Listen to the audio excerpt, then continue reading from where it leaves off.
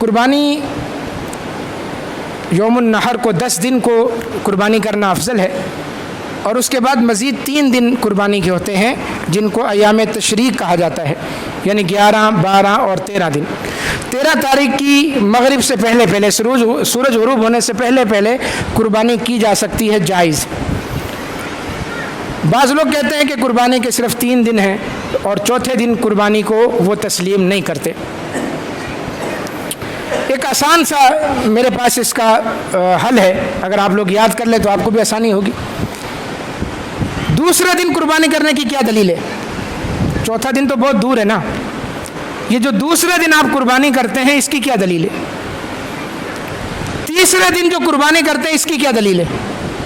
کوئی دلیل نہیں، کوئی مرفوع حدیث نہیں ہے دوسرے دن قربانی کرنے کی جس میں یہ ہو کہ اللہ کے نبی صلی اللہ علیہ وسلم نے عید کے دوسرے دن قربانی کی یا کرنے کا حکم دیا۔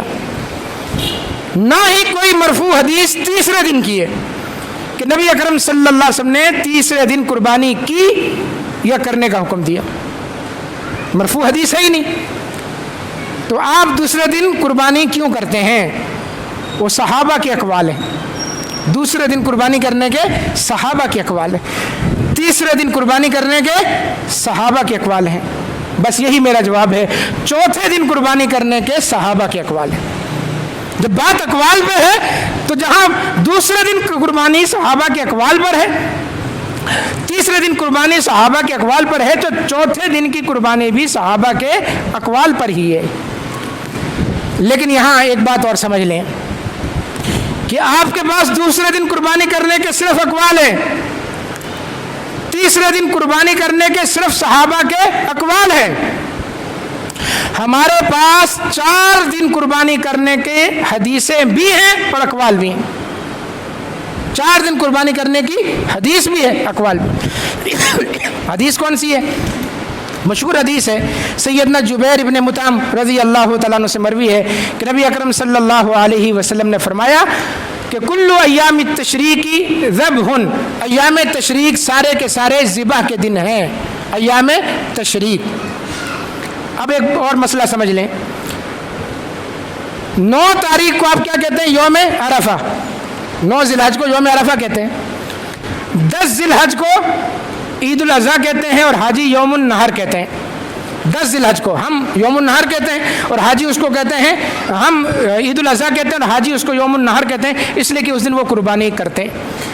اب جب 11 تاریخ آئے گی، 12 تاریخ آئے گی اور 13 تاریخ آئے گی، یہ 3 دن ان کا نام ہے ایام تشریق۔ 3 دن، 2 دن نہیں، 3 دن، اس لیے کہ ایام یوم کی جمع 3 دن، ایام تشریق، تشریق کے دن۔ اب ان کو تشریق کا دن کیوں کہتے ہیں؟ تشریق شرک سے ہے۔ نبی اکرم صلی اللہ علیہ وسلم کے زمانے میں جب اللہ کے نبی مدینہ میں تھے اس وقت بھی، اور جو لوگ حج کرنے جاتے تھے وہ بھی 11، 12 اور 13 تاریخ کو جانور ذبح کر کے ان کے گوشت کے پارچے بنا کر دھوپ میں سکھاتے تھے۔ شروع شرک سے ہے، ایام تشریق شرک سے، سورج کی روشنی میں وہ گوشت سوکھتا تھا، اس لیے اس کو کہا جاتا ہے ایام تشریق، گوشت سکھانے کے دن۔ کیا مطلب ہے ایام تشریق کا؟ گوشت سکھانے کے دن۔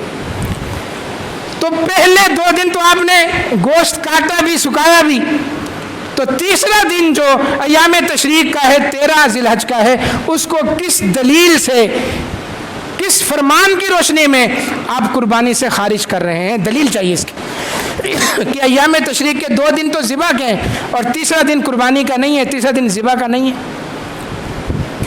بعض ہمارے کچھ محقق ایسے بھی آ گئے ہیں، وہ کہتے ہیں حدیث ضعیف ہے، 3 دن یعنی 4 دن قربانی کی حدیث ضعیف ہے۔ ایک حدیث ہے، ایک صحابی سے، علم محدود ہو تو بندہ یہ بات کر سکتا ہے، لیکن جب دیکھا جائے تو ایک حدیث نہیں ہے۔ جبیر ابن مطعم سے مروی حدیث پر سارے زور لگا رہے ہوتے ہیں کہ جبیر ابن مطعم کی حدیث ضعیف ہے، ضعیف ہے، ضعیف ہے۔ سنن کبریٰ بہقی کھولے، یہ تو مسند احمد کی روایت ہے نا، سنن کبریٰ بہقی میں امام بہقی ان رجل من اصحاب النبی صلی اللہ علیہ وسلم کہ اللہ کے نبی کے ایک صحابی سے مروی ہے، وہ کہتے ہیں اللہ کے نبی نے فرمایا ایام تشریق سارے کے سارے ذبح کے دن ہیں۔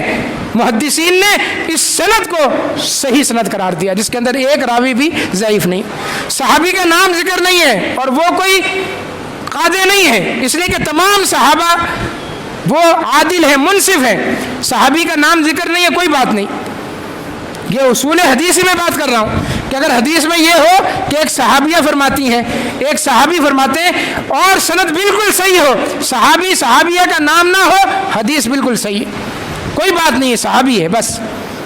کتنی حدیثیں ہو گئیں؟ ایک جبیر ابن مطعم سے اور ایک رجل من اصحاب النبی سے۔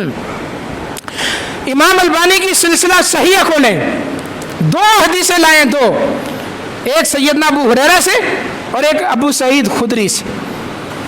اللہ کے نبی نے فرمایا ایام التشریق کلھا ذبح، ایام تشریق سارے کے سارے ذبح کے دن ہیں۔ امام البانی فرماتے ہیں سلسلہ الصحیحہ، یعنی اپنی صحیح کے اندر، اس سلسلے کے اندر انہوں نے وہ تمام روایات جمع کی ہیں جو بالکل صحیح ہیں۔ تو 2 اور صحابہ سے، کتنے صحابہ سے مروی حدیث ہو گئی؟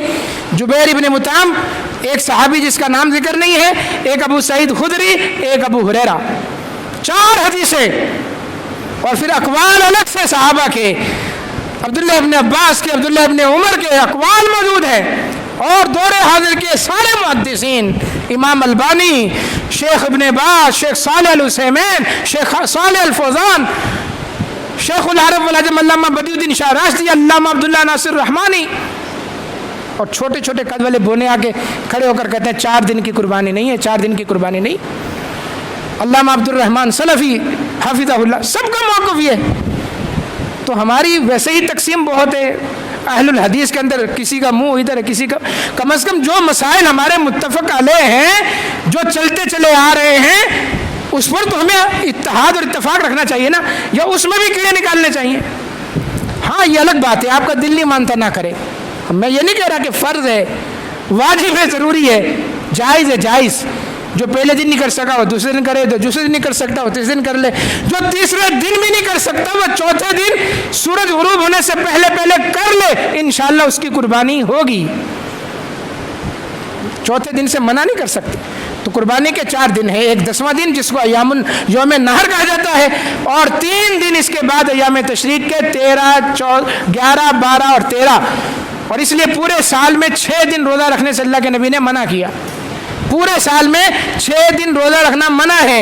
عید الفطر کا دن، عید الاضحیٰ کا دن، کتنے ہو گئے؟ 2 دن، ایام تشریق کے 3 دن، کتنے ہو گئے؟ کتنے ہو گئے بولے؟ 5 دن، اور خاص جمعے کے دن کا روزہ رکھنا کہ آج جمعہ ہے، بڑا مبارک دن ہے، سید الایام میں آج خاص جمعے کا روزہ رکھو، فرمایا اکیلا جمعے کا روزہ رکھنا منع ہے، اس کے ساتھ یا تو ہفتے کا رکھو یا جمعرات کا بھی رکھو، 6 دن اس طرح روزہ رکھنا شریعت کے اندر منع ہے۔ تو جب 13ویں دن روزہ رکھنا منع ہے، یہ کھانے پینے کے دن ہے، تو پھر یہ ذبح کے دن بھی ہیں۔ یہ نہیں ہو سکتا کہ آپ اس میں تکبیرات بھی پڑھ رہے ہو، آپ اس میں کھا پی بھی رہے ہو، اور آپ صرف ایک قربانی کو اس سے خارج کر رہے ہو۔ قربانی خارج کرنے کی دلیل چاہیے، اور دلیل کوئی نہیں۔ اللہ تعالی ہمیں سمجھنے کی، عمل پیرا ہونے کی توفیق عطا فرمائے۔